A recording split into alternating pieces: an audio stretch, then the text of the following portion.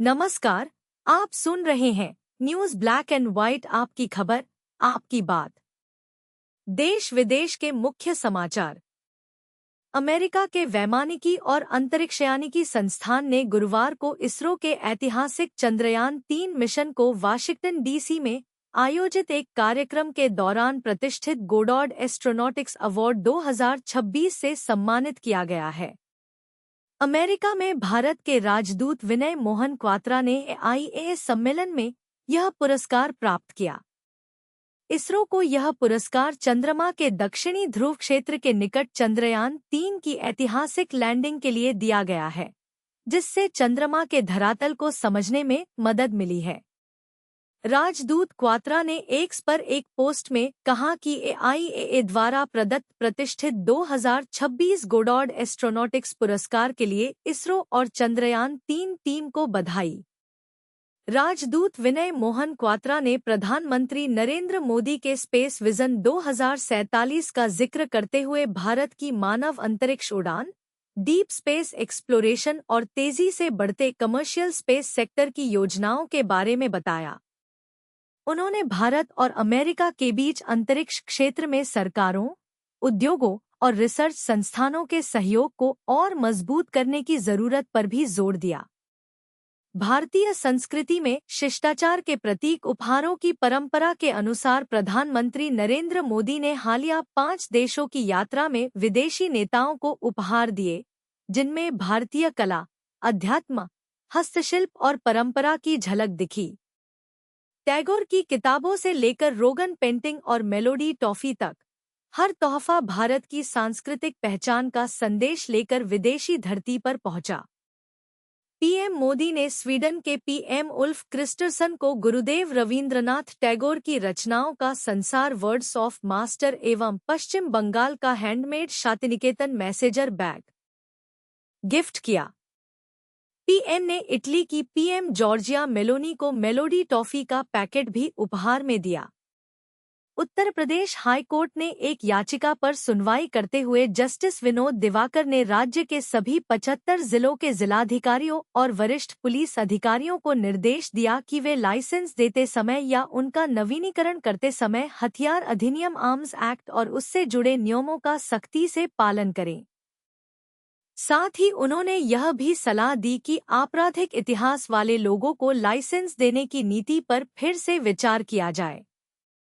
High court ने कहा कि आत्मरक्षा का असली मकसद जान बचाना और व्यवस्था बनाए रखना है, न कि दबदबे और डर का माहौल बनाना। ऐसी संस्कृति जो बंदूकों के प्रदर्शन और डराने धमकाने को बढ़ावा देती है, उसे एक शांतिपूर्ण और कानून मानने वाले समाज के लिए सही नहीं माना जा सकता। कोर्ट ने टिप्पणी की कि पहली नज़र में हथियार ऐसे औजार हैं जिनका इस्तेमाल ताकत दिखाने और सुरक्षा का भ्रम पैदा करने के लिए किया जाता है, जो अक्सर सामाजिक सद्भाव को बिगाड़ता है और समाज के लोगों में डर और असुरक्षा पैदा करता है। कोर्ट ने उन लोगों का ब्यौरा मांगा था जिनके पास हथियारों के लाइसेंस हैं। अपर मुख्य सचिव गृह ने एक हल्फनामा दायर कर बताया कि राज्य में 1,08,953 हथियारों के लाइसेंस हैं, जिनमें से विभिन्न श्रेणियों के 23,407 आवेदन अभी लंबित हैं। इसके अलावा जिलाधिकारियों के आदेशों के खिलाफ 1,738 अपीलें आयुक्तों के पास लंबित हैं। लेकिन आंकड़ों से यह भी पता चला कि 20,960 परिवारों के पास एक से अधिक लाइसेंस हैं और आपराधिक इतिहास वाले 6,062 लोगों को हथियारों के लाइसेंस दिए गए हैं। इसके जवाब में अतिरिक्त मुख्य सचिव गृह ने एक हल्फनामा दायर किया। हलफनामे को देखने के बाद कोर्ट ने टिप्पणी की कि यह साफ जाहिर है कि कानून का सख्ती से पालन नहीं किया जा रहा है। बिहार भाजपा प्रदेश अध्यक्ष संजय सरावगी ने बयान दिया है, सम्राट चौधरी की सरकार में अपराधी किसी भी जाति का हो, किसी भी संप्रदाय का हो, अगर अपराधी अपराध करेगा तो 0 टॉलरेंस रहेगी। पुलिस को खुली छूट दी गई है। सरावगी ने भागलपुर में कुख्यात अपराधियों के द्वारा हथियार गंगा में प्रवाहित करने की खबर पर बोलते हुए कहा कि अभी तो सिर्फ हथियार फेंक रहे हैं। जो लोग नहीं सुधरेंगे तो उनको भी गंगा में जाना पड़ेगा। इसलिए बार बार कहा जा रहा है सुधर जाएं और अपराधियों को बचाने की साजिश किसी हाल में सफल नहीं होगी। सम्राट चौधरी की सरकार सुनने वाली नहीं। Delhi metro rail corporation DMRC ने स्टेशन पर self service mobile ticketing kiosk शुरू किए हैं, जिनकी मदद से यात्री सीधे अपने व्हाट्सएप पर टिकट प्राप्त कर सकेंगे। यहां से टिकट लेने के लिए यात्रियों को कोई ऐप डाउनलोड नहीं करना होगा। दिल्ली मेट्रो ने यात्रियों की सुविधा के लिए पायलट प्रोजेक्ट के तौर पर 12 स्टेशनों पर self service mobile ticketing kiosk से यात्री सिर्फ अपना डेस्टिनेशन स्टेशन चुनेंगे और अपना व्हाट्सएप वाला मोबाइल नंबर दर्ज करेंगे और सीधे व्हाट्सएप पर डिजिटल क्यूआर टिकट प्राप्त किया जा सकेगा। अधिकारियों के मुताबिक अगर यह प्रयोग सफल रहता है तो आने वाले समय में इसे दूसरे मेट्रो स्टेशनों पर भी शुरू किया जाएगा।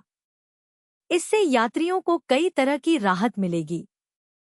हरियाणा के फरीदाबाद जिले की पुलिस ने मुंबई से एक दंपति को विदेशी मुद्रा विनिमय कारोबार और फिल्म निर्माण में निवेश का वादा करके लोगों से लगभग 31 करोड़ रुपए की धोखाधड़ी करने के आरोप में गिरफ्तार किया है।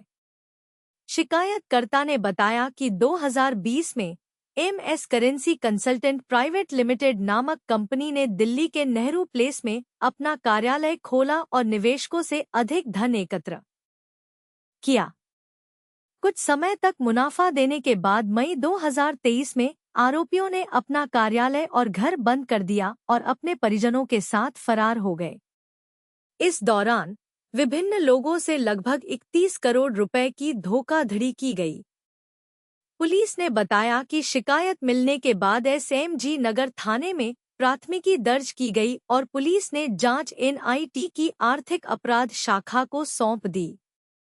फरीदाबाद पुलिस के प्रवक्ता ने बताया कि जांच के दौरान EOW टीम ने 19 मई को मुंबई से आरोपी और उसकी पत्नी को गिरफ्तार किया और उन्हें 2 दिन की ट्रांजिट रिमांड पर लिया गया। राजस्थान हाईकोर्ट ने राज्य सरकार के चुनाव टालने वाले प्रार्थना पत्र पर अपना ऐतिहासिक और बड़ा फैसला सुना दिया है। कार्यवाहक मुख्य न्यायाधीश जस्टिस संजीव प्रकाश शर्मा और जस्टिस संजीत पुरोहित की खंडपीठ ने भजनलाल सरकार की दिसंबर तक चुनाव टालने की मांग को पूरी तरह खारिज कर दिया है। खंडपीठ ने बीते 11 मई को दोनों पक्षों की दलीलें सुनने के बाद फैसला सुरक्षित रख लिया था। कोर्ट ने शुक्रवार को अपने सुनाए फैसले में निर्देश दिए हैं कि 31 जुलाई 2026 तक हर हाल में पंचायत और निकाय चुनाव संपन्न करा लिए जाएं।